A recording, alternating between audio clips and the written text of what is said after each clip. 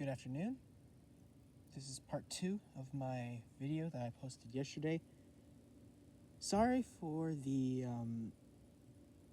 camera dying. That was not supposed to happen. It also, the camera just died. Decided to die and didn't realize until a moment later. So now this is the part 2. Last time I left off about Canto 1 of Inferno, or the epilogue. Let's see. I told you about how Dante got lost, met the 3 beasts, and then he met Virgil. Yeah, okay. Coming off from there. Virgil, guy who's been dead for a couple hundred years. Dante doesn't question the fact that he's meeting a dead guy. He doesn't question the fact that he himself is dead. It's just how it is. And remember, it's also a fictional story. So they're in the wood, and Virgil tells him, like, hey, okay, we're both going to go through hell together and purgatory.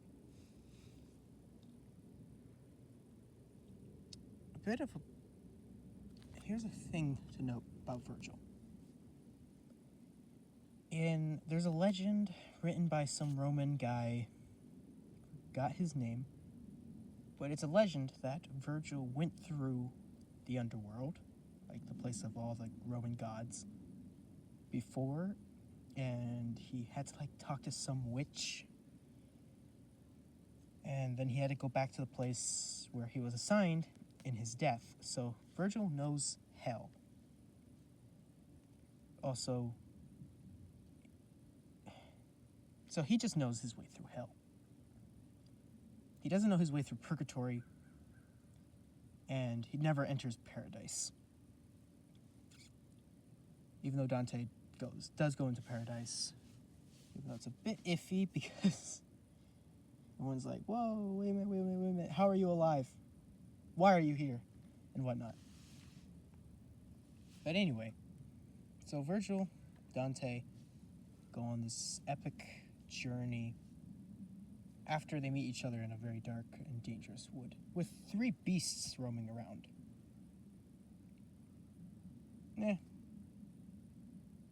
What would you do if you met your favorite author in a very dark and sinister looking wood, and there's 3 beasts that are kind of prowling around? He tells you you're gonna have to go through hell, purgatory, just to get home.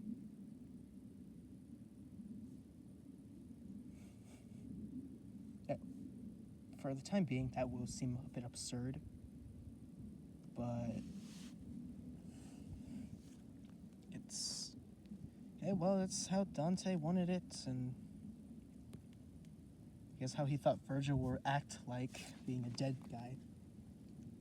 Anyway. That's the epilogue. In short. The last episode and this episode. That's literally the epilogue in short. Virgil tells him, like, well, come on with me. Because Dante's like, yeah, sure, I'm going to go. Virgil. And then him and Virgil set off. They're not in hell. They're not yet in hell. They're in a wood. They do find the gates of hell. And the gates of hell does have very interesting words written above it. But at the time being, that's for next episode.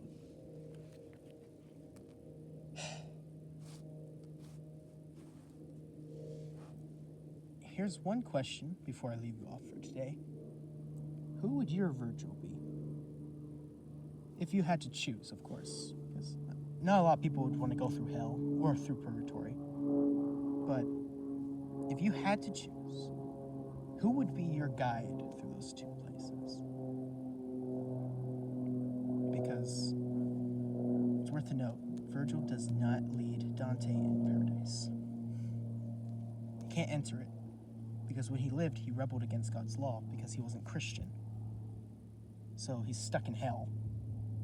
But yet, he's technically not in hell. It's weird. But anyway. who would your Virgil be? Thanks for watching, and I'll see you tomorrow. Have a good day.